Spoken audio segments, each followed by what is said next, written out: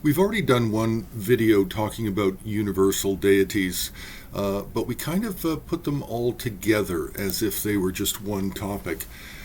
Although we did list that there are different types, because we have the original universal deities, which are primarily Hindu. So they'd be Vishnu, Shiva, Durga, Bhairava, different forms of these figures. Then we have the Buddhist, and then we have the Bun. So now we're getting a few too many examples, and we need to be more careful in separating out the different forms based on religion first. But then we also have differences in terms of appearance. We have peaceful appearance, we have semi-peaceful, wrathful, and wrathful. So we have a lot of different. We're beginning to find a lot of different varieties and different subjects, and so we're going to have to put a little bit more effort into this topic. Now, a word of warning here, it's really a warning for the horror team. We're finding it quite difficult to recognize all of the different forms. Definitely the Hindu is the most complicated because they have more varieties, be they from Western North India or Central, or whether they're Nepalese.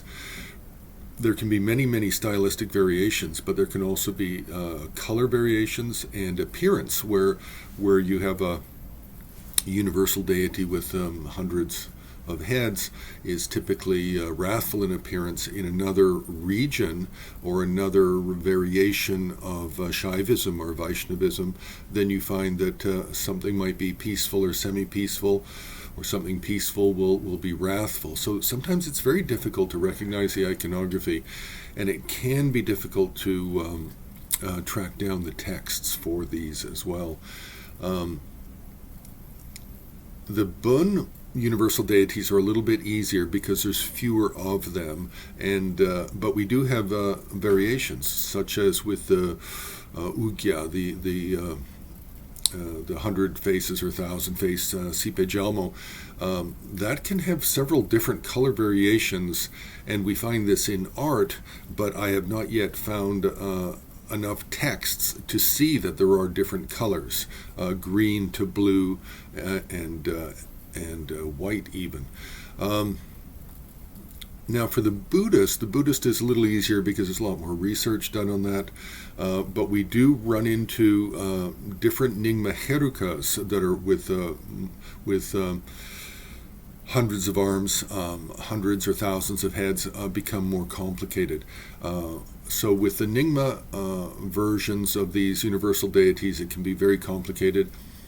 With the Sarma versions, it's a little bit less so because we have text sources for the forms of Chakrasamvara that are very complex, or for the Vajrayoginis, or especially for the Marichi. We have a very complicated form of Marichi with multiple animal heads and arms. So we will be doing a little bit more work in this area, just because we're getting a lot more examples, primarily painting, not so much sculpture. Sculpture can be quite difficult unless it's clay and it's more in relief style, but otherwise it's primarily paintings. So we'll leave it there for now. You can subscribe, you can press like, you can join HAR on Patreon, and you can also make a donation to Himalayan Art Resources on the homepage of our main website.